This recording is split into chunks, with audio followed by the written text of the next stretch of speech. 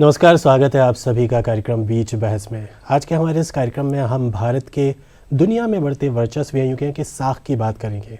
किस तरह से लगातार भारत विश्व परिदृश्य में अपनी मजबूती को और मजबूत कर रहा है, अपनी साख को और बढ़ा रहा है।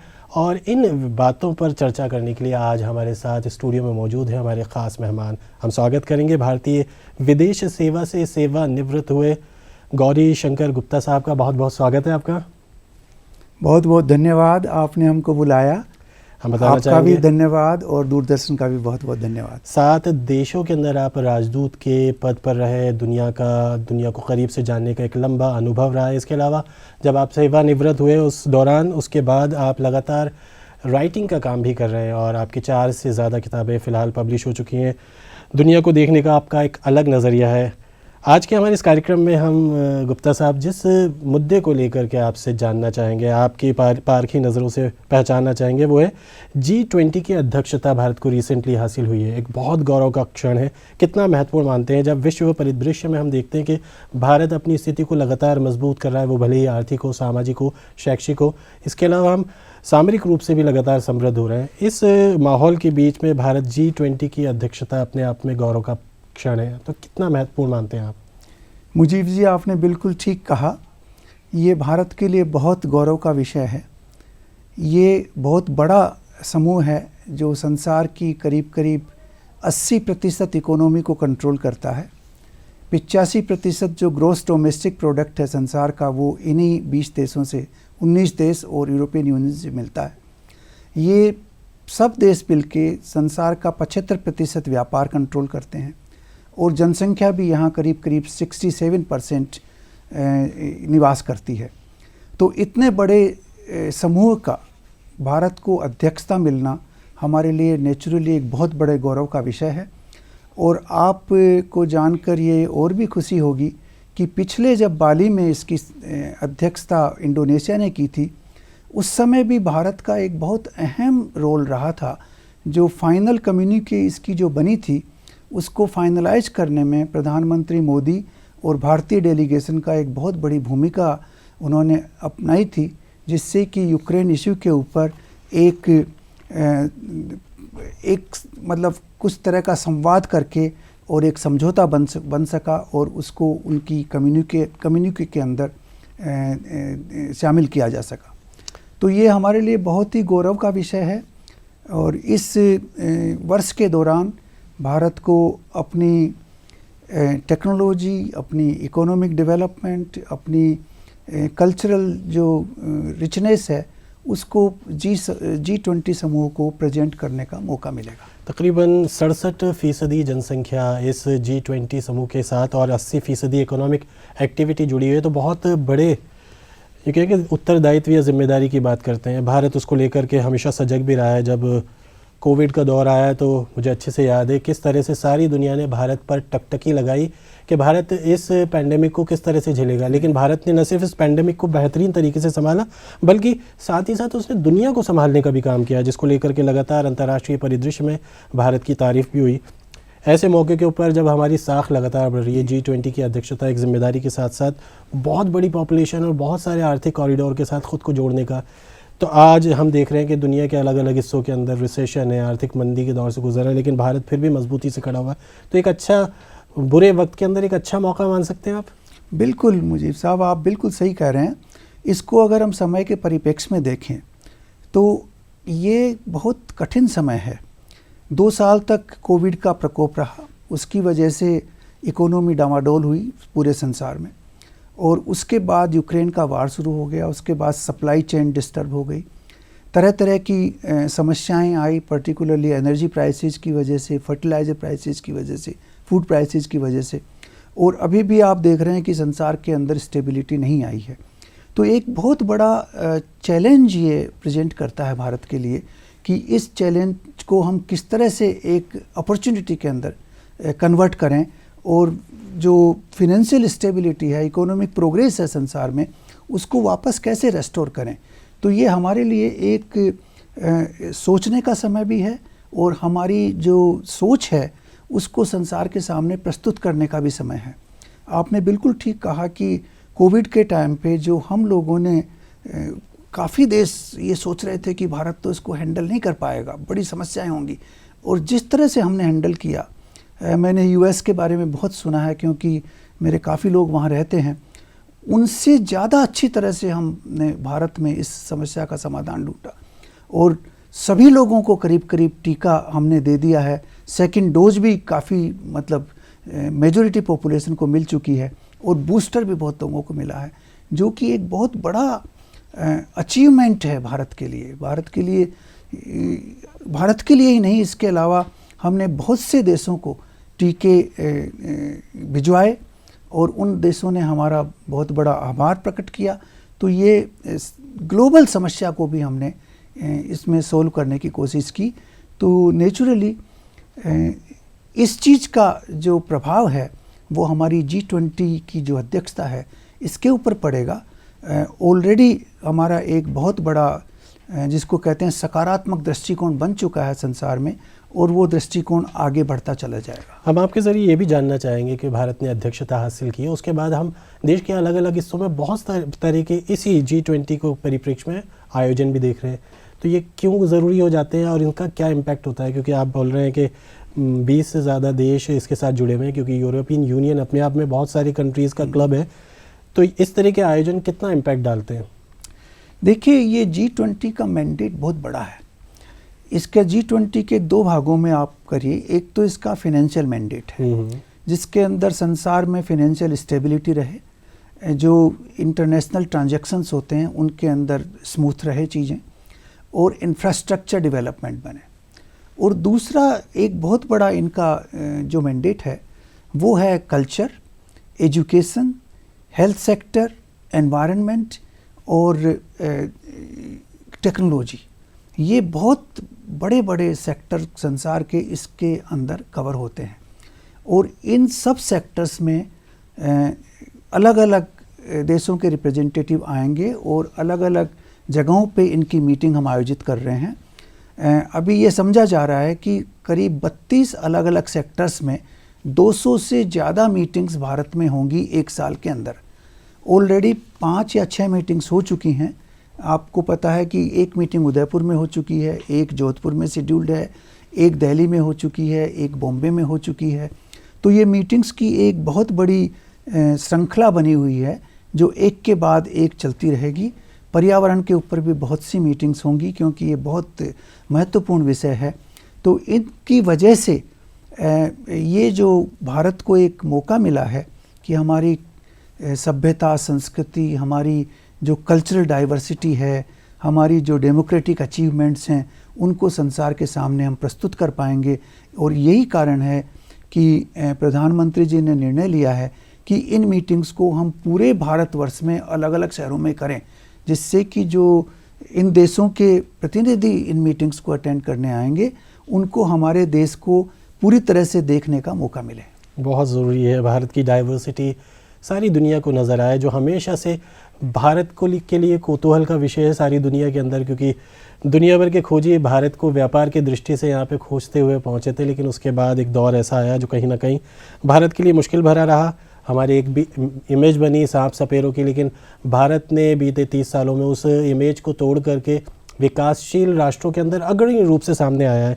अगर हम देखें कि न सिर्फ हमारी इस विविधता जो भौगोलिक भी है, सांस्कृतिक भी है, परिवेश के हिसाब से भी है और खान पान के हिसाब से भी है, उस विविधता के साथ भारत जिस तेज़ी से आगे बढ़ करके दुनिया की तीसरी सबसे बड़ी अर्थव्यवस्था बन गया है, कितना महत्वपूर्ण मानते हैं जब हम आर्थिक परिदृश्य के साथ साथ सामाजिक परिदृश्य की भी बात करें। क्योंकि सिर्फ हमने दुनिया को वैक्सीन ही नहीं दी है, बल्कि हमने टेक्नोलॉजी के एतबार से, मेडिसिन के एतबार से हम दुनिया के अग्रणी राष्ट्र बने हुए हैं।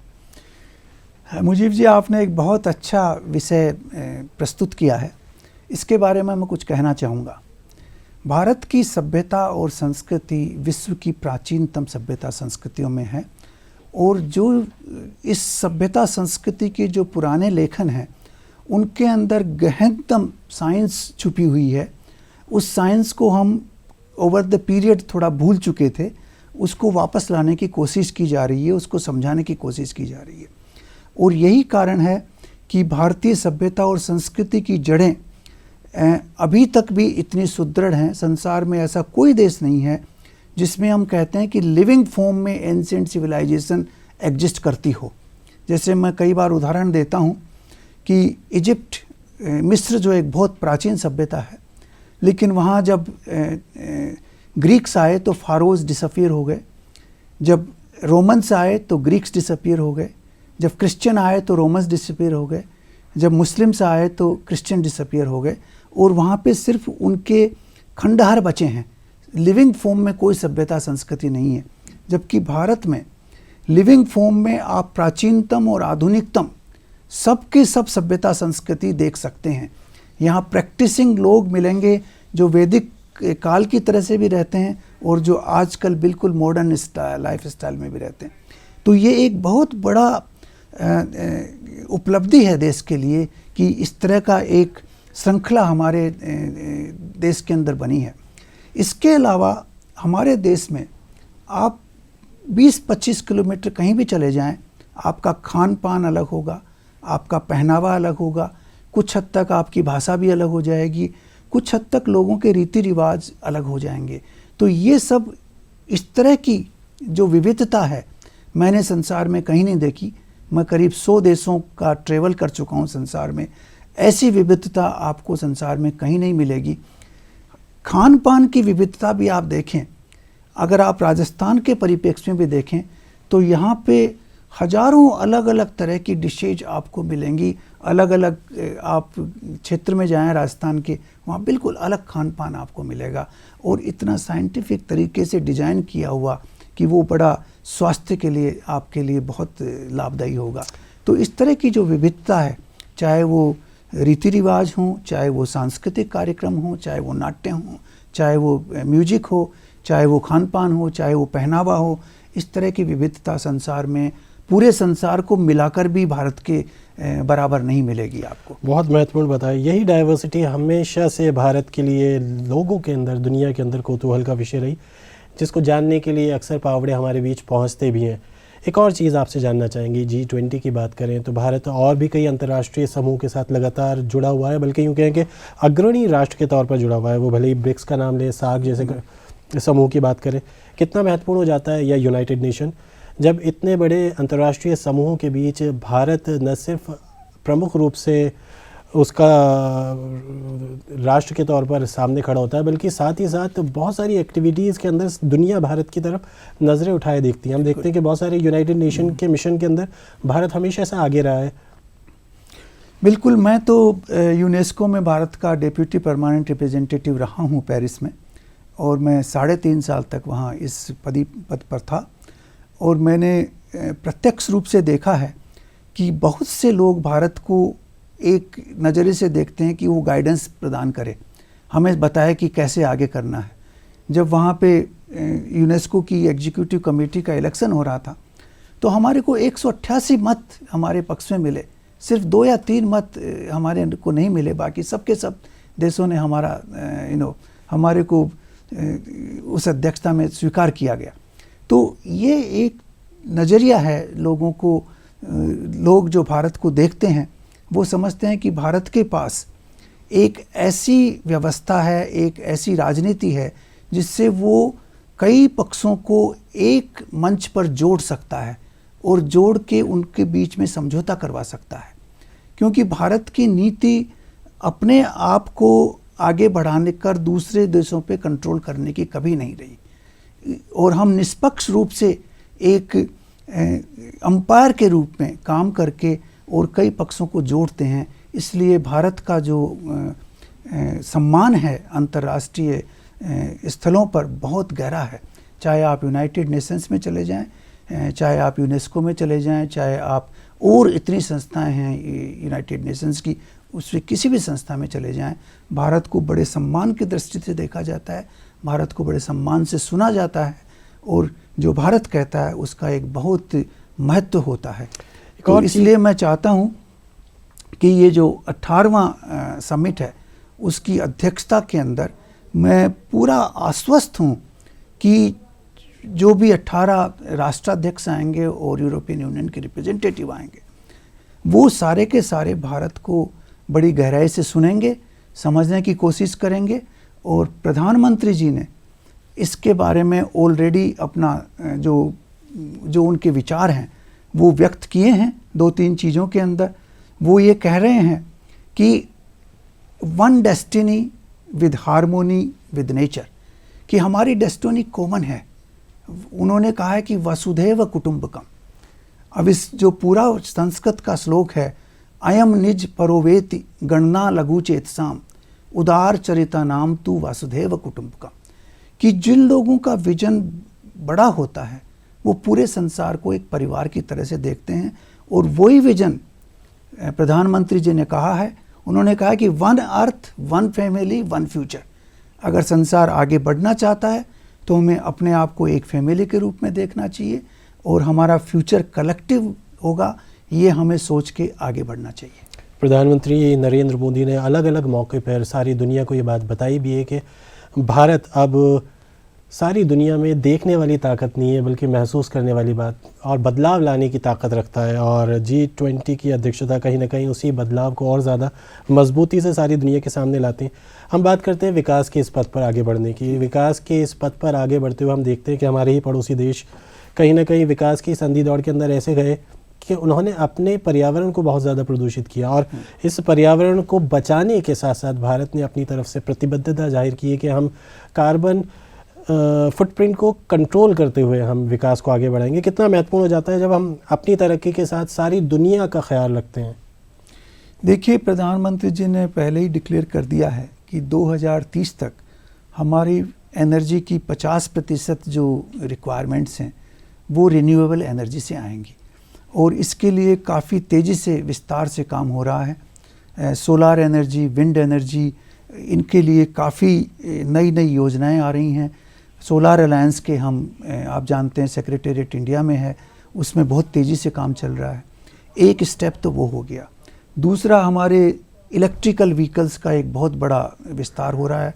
आप देख रहे हैं जगह जगह इलेक्ट्रिकल व्हीकल्स चल रहे हैं। हमारे जो पब्लिक ट्रांसपोर्ट हैं उनके अंदर जहाँ पे इलेक्ट्रिफिकेशन नहीं हुआ है वहाँ इलेक्ट्रिफिकेशन किया जा रहा है तो एमिशंस कंट्रोल होते रहें।